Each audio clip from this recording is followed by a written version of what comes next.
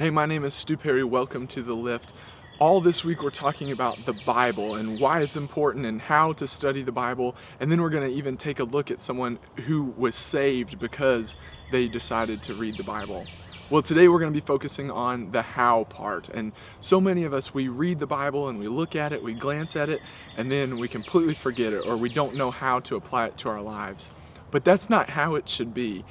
One of my favorite things to do with little kids is play peekaboo, and I don't know what it is about it, but with little kids, every single time you cover your face and then show your face, it is like you have given them this huge present, and they freak out every single time because it's like they think that you are really gone, like you've disappeared, and then when you say peekaboo and you show your face, it's like you are right back, and they are so excited to see you again. They don't understand that you were there the whole time. It was just you were hiding behind your hands. But to them, it's this amazing thing that happens over and over and over.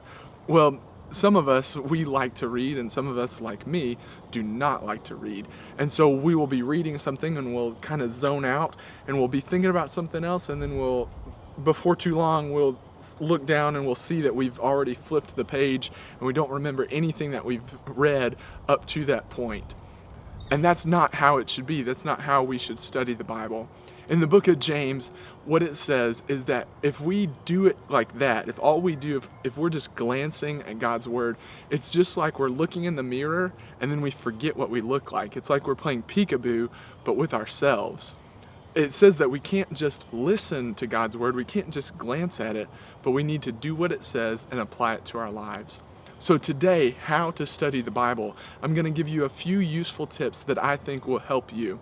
The first thing is that you need to be completely alone and completely undistracted. You need to be in a place where you know that you are going to be able to focus on whatever it is you're deciding to read that day. If you can do that, that will help eliminate some distractions, and it will also help you in order to be able to take in everything that God's trying to teach you through His Word that day.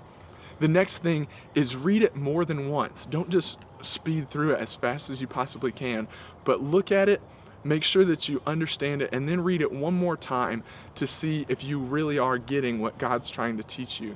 And the final thing is find a way to apply everything that you read to your life that day. God tells us that the Bible isn't just something that's going to sit there, but if we will look for it, that there's a way to apply every single thing that we read. So my challenge is, once you've finished reading, come up with some way that you can apply it to your life that day.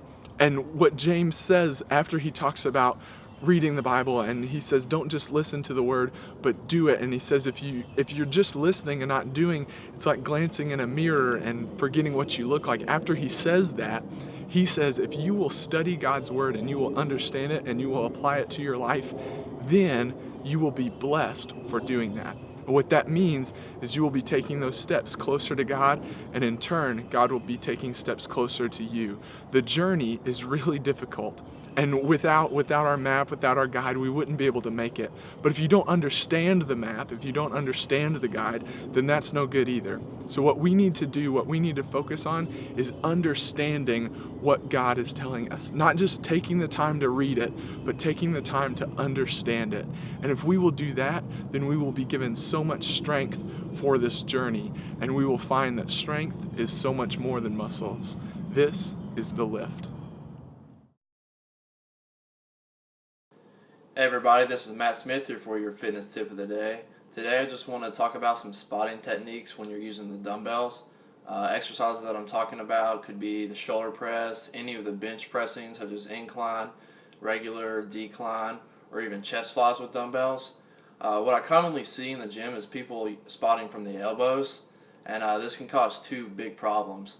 When you push up from the elbows, the lifter's arm could go out, which could give them an elbow injury, or it could even push the dumbbells in, therefore it could fall on the lifter.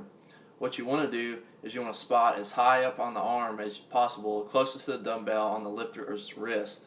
That way you can help them go through the range of motion, and it gives a better sense of stability for the lifter. Again, this is Matt Smith. Remember, strength is more than muscles. This is The Lift.